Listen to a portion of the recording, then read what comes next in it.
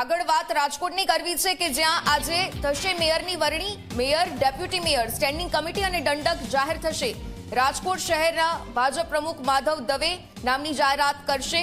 Mayor પદ માટે ટીકુભા જાડેજા, અશ્વિન ભોરણિયા, કેતન પટેલ, નેહલ શુક્લ અને મનીષ ભટ્ટના નામ આગળ ચાલી રહ્યા છે। તો ડેપ્યુટી મેયરના પદ માટે દક્ષા વસાણી અને જાનકી કાટોડિયામાંથી પણ એક નામ આવવાની સંભાવના છે।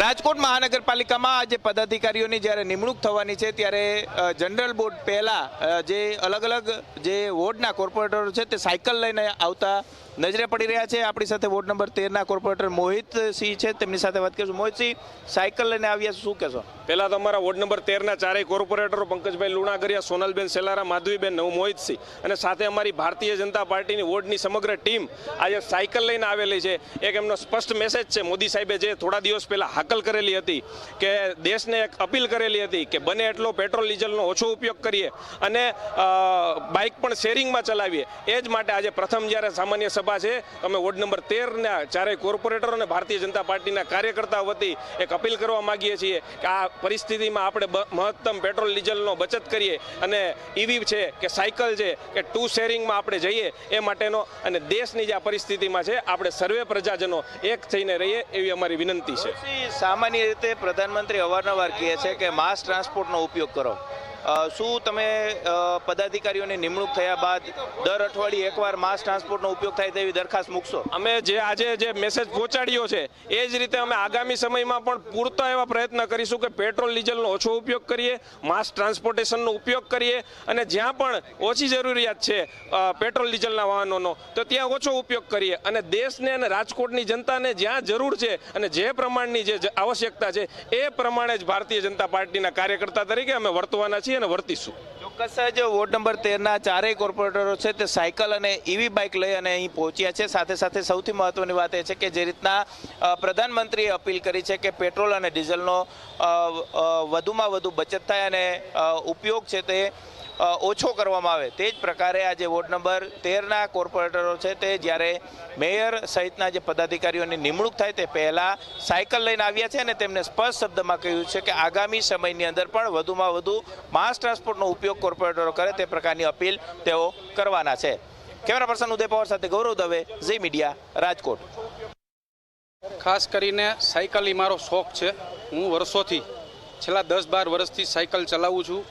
રાજકોટ સાયકલ ક્લબનો મેમ્બર પણ છું અને રોજ રેગ્યુલર વહેલી સવારે સાયકલિંગ કરું જ છું। અત્યારે બી છેલ્લા 10-12 વર્ષથી કરું છું અને મને સાયકલ ચલાવવાનો ખૂબ શોખ છે અને હું એક લોકોમાં અપીલ કરું છું કે સાયકલિંગ અન્ય કોઈ પણ એક્ટિવિટીઝ લોકો કરે તો એના ફિટનેસ અને એના ફિટ માટે ખૂબ સારું અને જરૂરી છે।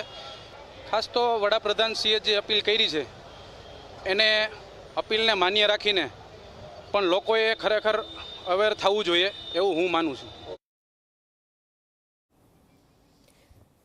તો રાજકોટ મહાનગરપાલિકાની 72 એવી બેઠકો કે જેમાંથી 65 પર ભાજપનો કબજો છે, ત્યારે જ્ઞાતિ અને રોટેશનના ગણિત સાથે કોને મળશે કયો તાજ તેના પર સૌની નજર ટકેલી છે।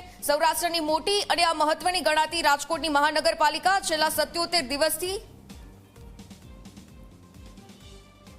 તો વધુ વિગતો મેળવી અમારા સહયોગી ગૌરવ દવે લાઈવ જોડાઈ રહ્યા છે રાજકોટથી। ગૌરવ, જે રીતે સત્તા અને રોટેશન મુજબ આજે કોને મળશે મેયરનું નવું પદ તેના પર સૌની નજર ટકેલી છે। રાજકોટથી શું ખાસ અપડેટ મળી રહી છે મેયરને લઈને, ગૌરવ?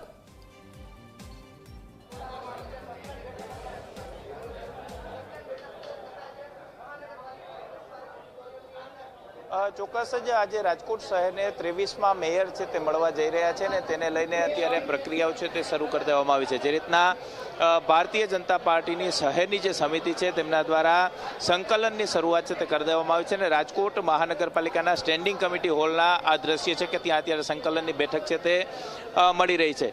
ડૉક્ટર માધવ દવે કે જે રાજકોટ શહેર ભાજપના પ્રમુખ છે કે તેઓ નામની યાદી લઈ અને પહોંચ્યા છે ને તેઓ સંકલનની અંદર પહેલા નામની જાહેરાત કરવામાં આવશે અને ત્યાર પછી બહાર નીકળી અને નામો છે તે જાહેર કરવામાં આવશે. સૌથી મહત્વની વાત એ છે કે mayor, deputy mayor, standing committee chairman, દંડક અને શાસક પક્ષના નેતા, આ જે પદ છે તેના માટે આજે જ્યારે ચૂંટણી છે તે યોજાઈ રહી છે અને આની અંદર જે રીતના મેન્ડેટ આવ્યું હશે ને તે પ્રકારે નામની જાહેરાત છે તે કરવામાં આવશે.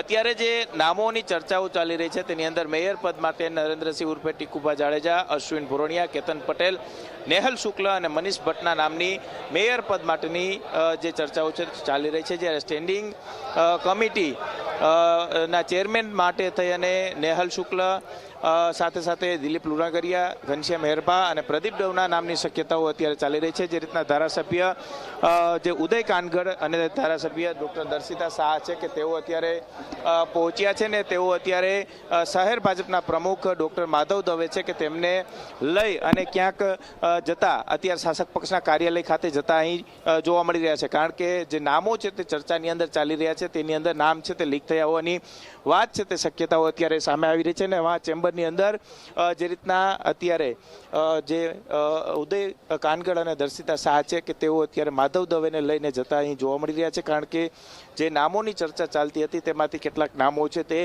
લીક થઈ ચૂક્યા હતા ને તેને કારણે હવે નામ બદલાય તેવી પણ પૂરી શક્યતાઓ અત્યારે જોવા મળી રહી છે. અત્યાર સુધીમાં 22 મેયર હતા અને હવે 23મા મેયરની જાહેરાત થાય તે પહેલાં જ વિવાદ થતા પણ અહીં જોવા મળી રહ્યા છે. જે નામો લીક થયા છે તેની અંદર રાજકોટમાં મેયર તરીકે નરેન્દ્રસિંહ જાડેજાનું નામ છે તે લીક થયું છે. સ્ટેન્ડિંગ કમિટીના ચેરમેન દિલીપ લુણાગરિયાનું નામ લીક થયું છે. ડેપ્યુટી મેયર તરીકે દક્ષાબેન વસાણી અને દંડક તરીકે મિત્તલબેન લાઠિયા અને શાસક પક્ષ તરીકે હિરેન ખીમાણીયાના જે નામ ચર્ચાની અંદર હતા ને તે નામ છે તે એક દિવસ અગાઉ જ લીક છે તે થઈ ચૂક્યા હતા ને તેને કારણે હવે આ કોકડું છે ફરી એક વખત ગૂંચવાયું હોય તેવું ચોક્કસથી લાગી રહ્યું છે. શાસક પક્ષ કાર્યાલય ખાતે મોટી સંખ્યાની અંદર ભાજપના જે કાર્યકરો છે તે ઉપસ્થિત છે, પરંતુ જે રીતના નામ છે તે ક્યાંક જે રીતના અત્યારે લીક છે તે થઈ ચૂક્યા છે ને તેને કારણે હવે આ કોકડું છે તે ગૂંચવાતું જોવા મળી રહ્યું છે. બંને ધારાસભ્ય છે ઉદય કાનગડ અને ડૉક્ટર દર્શિતા શાહ કે તેઓ શહેર ભાજપના પ્રમુખ માધવ દવે છે તેને લઈ અને શાસક પક્ષના કાર્યાલય ખાતે પહોંચ્યા છે ને ત્યાં તેમની સાથે ચર્ચા છે તે બંધ બારણે કરવામાં આવી રહી છે. એટલે કે ક્યાંક આજે મેયરના નામની જે ચર્ચાઓ થવાની હતી, સ્ટેન્ડિંગના નામની જે જાહેરાત થવાની હતી તેને લઈ અને વિવાદ છે તે અત્યારે થતો જોવા મળી રહ્યો છે ને ટૂંક સમયની અંદર નામ છે તે બદલાય તેવી પણ પૂરી શક્યતાઓ અત્યારે જોવા મળી રહી છે. સૌથી મહત્વની વાત એ છે કે આ સંકલન બેઠક બાદ જે સ્પેશિયલ બોર્ડ છે તે બોલાવવામાં આવ્યું છે ને તે સ્પેશિયલ બોર્ડની અંદર નામોની જાહેરાત કરી અને નિમણૂક છે તે કરવાની હતી તે પહેલા જ વિવાદ થતા જોવા મળી રહ્યા છે. જી બિલકુલથી જોડાયેલા રહેજો ગૌરવ. આપ અમારી સાથે વાત સુરતની